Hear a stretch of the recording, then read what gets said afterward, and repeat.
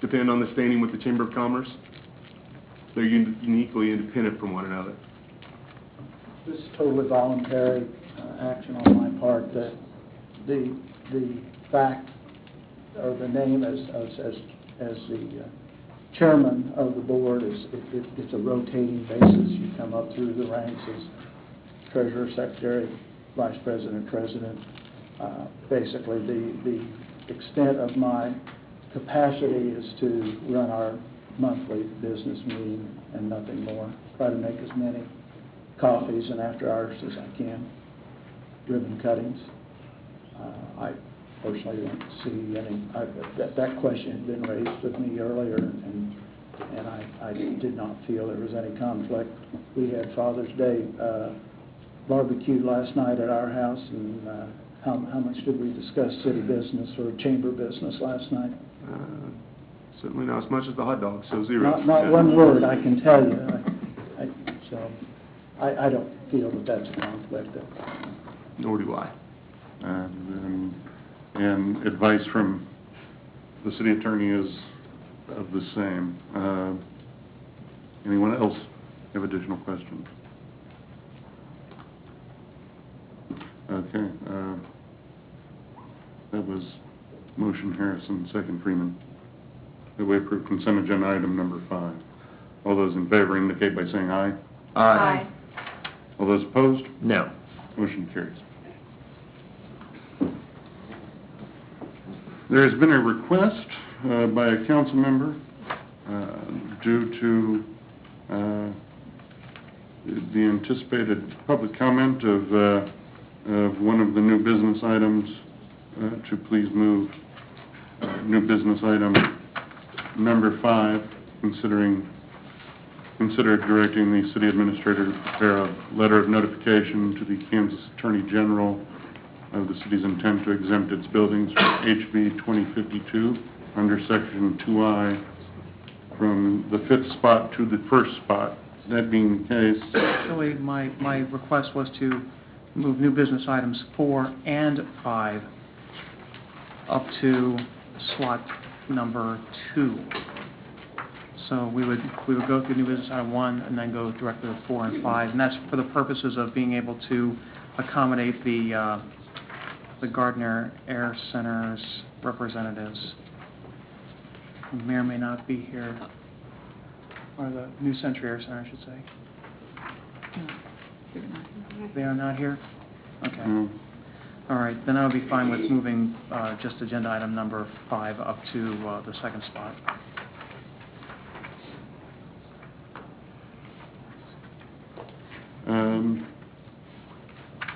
Requires a motion, right? No? No, it doesn't. You can make a change. No, All right. I've never won. We will move new business item number 5 to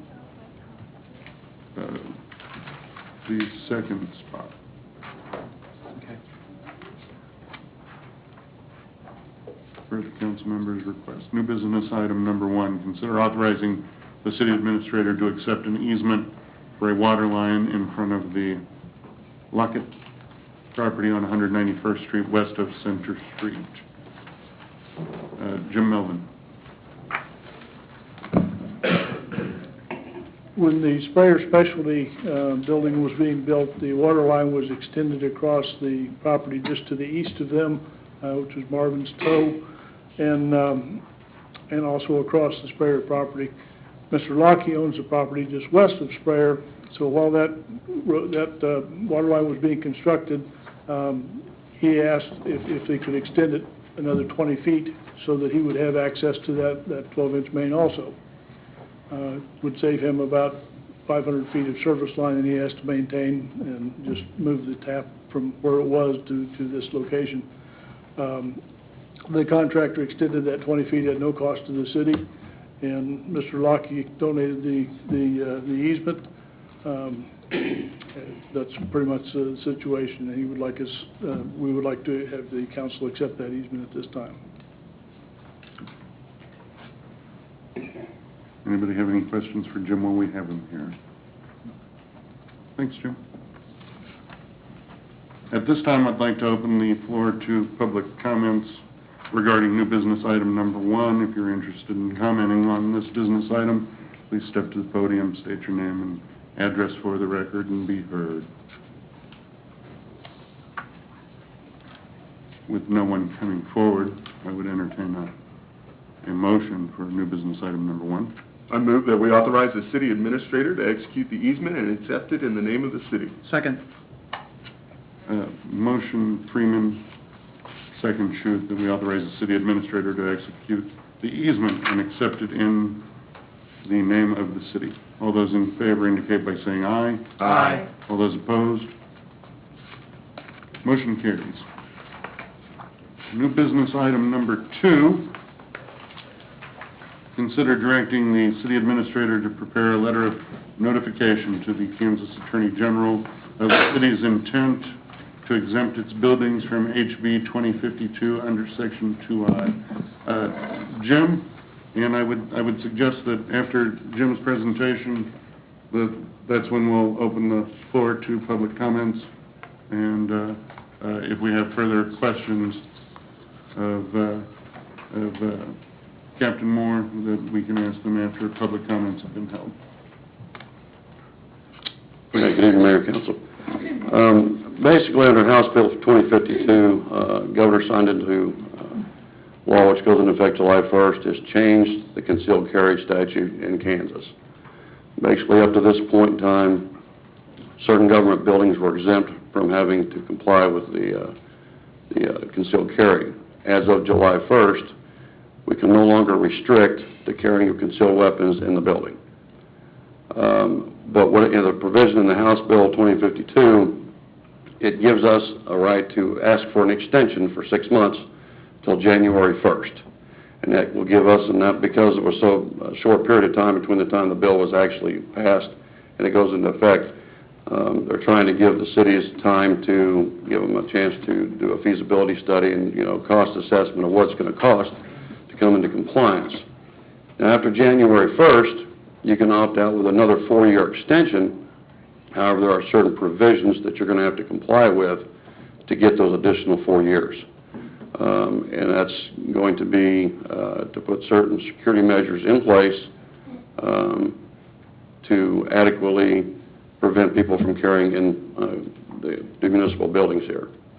So what we're asking for tonight is to allow a letter to be written to the Attorney General allowing us for an initial 6-month extension so we can take a look at what it's going to take, bottom line, come up with some dollar figures, and then be able to bring it back to you saying, if you want to opt out for that, over the next 4 years so we can get this in place, this is what it's going to cost you.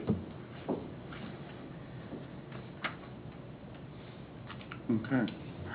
Is there anything more specific that you'd like to share before we open it for public comments? I mean, right now, this is what we're dealing with is the city buildings, because that's what it's going to affect, the government buildings here. Anything that's owned by the city is what we're dealing with tonight. Okay. You can ask it for clarification. Yeah, what about the pool in Celebration Park? Okay, it's buildings themselves. The pool, it may fall into this, but right now, with the extension of the next 6-month extension, any city-owned building or property will be exempt from this for the next 6 months until we can figure out what it's going to take to secure it. But on July 1st, Mhm. this exemption doesn't go through, the pool in Celebration Park would be considered under this eligible for concealed and carry. Correct. Okay, thank you. All right. Well, thanks, Jim. We'll probably be having you back at the podium. Okay. Thank you, sir. At this time, I'd like to invite members of the public to come forward to speak about this matter. As I mentioned at the beginning of the meeting, please come forward and state your name and address for the record. Please be prepared to limit your comments to 5 minutes, and let's all remember, we're all neighbors. Good evening, Council. My name's Rich Melton. I live at 521 East Hawthorne. I've been a Gardner resident for about 11 years now. The bill that was passed was overwhelmingly passed by both the House and the Senate, signed by the governor. I understand the everybody wants to wait 6 months